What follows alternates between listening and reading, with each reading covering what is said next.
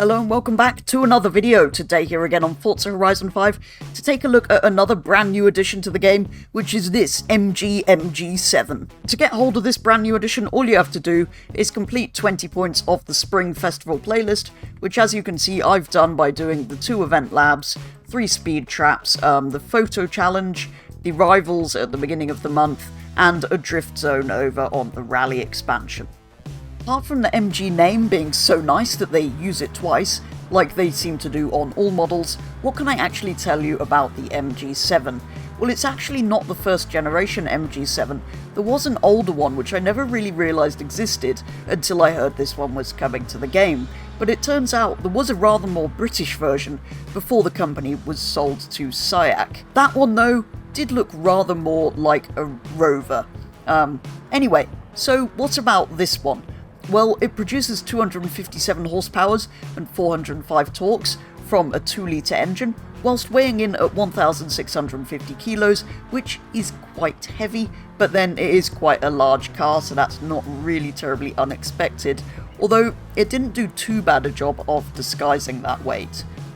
The thing I really noticed though, apart from the cool Panamera style active rear wing, which is very useful on a front-wheel drive car, was that it had pretty strange gear ratios. For example, 2nd and 3rd couldn't fit a single particle between them, yet 7th is further away from 6th than the moon is from the Earth.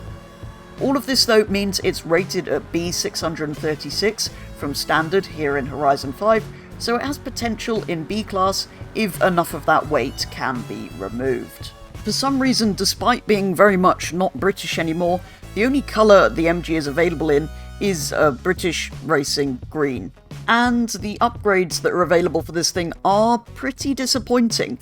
You've got your usual Forza Aero at the front and the back, but you've only got one engine swap, an inline-4 turbo rally. You've got your usual rear-wheel drive and all-wheel drive conversions, and everything else is kind of as you would expect. Tyre compounds, tyre widths, which we can increase a little bit, track widths, which always just make it sit a little bit nicer. But yeah, there's not really anything terribly exciting for this. And even with full weight reduction, it only gets down to 1,344 kilos, so I'm beginning to think it might not actually be terribly useful in B class either. So at this point I went and painted the car in my custom purple colour and gave it slightly brighter wheels before going in search of a B class purist tune, finding one made by K1Z Jumpy, which brought power up to 261 horsepower and weight down to 1,333 kilos.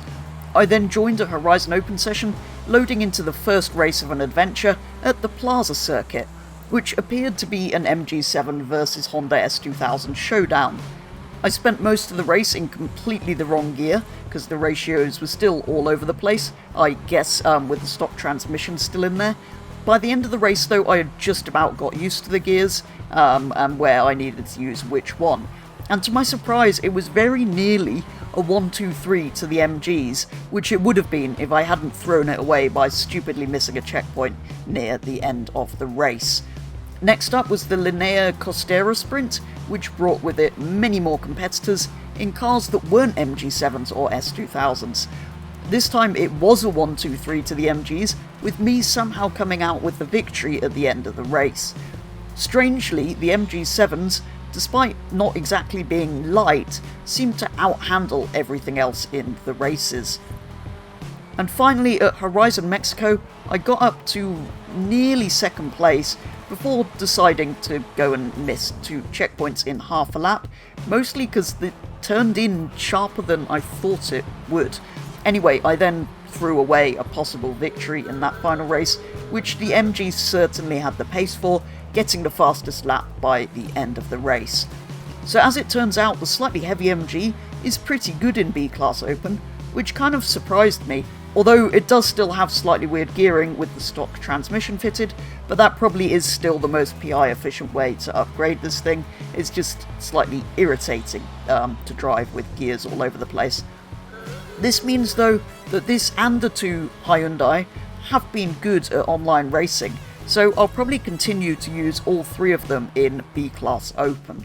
And that is going to do it for a very first look at the MG7 here on Forza Horizon 5. Stock, it's not terribly exciting to me. It is just an MG saloon that is front-wheel drive, but it wasn't too bad to drive around my custom circuit here on Forza Horizon 5, and it does have some cool rear active aero.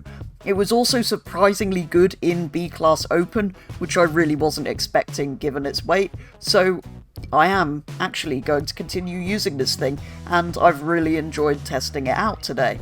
As ever though, do let me know your thoughts on this brand new addition to the game, but for today's video that is going to be all, so thank you very much for watching, and I will be back with the next one very soon.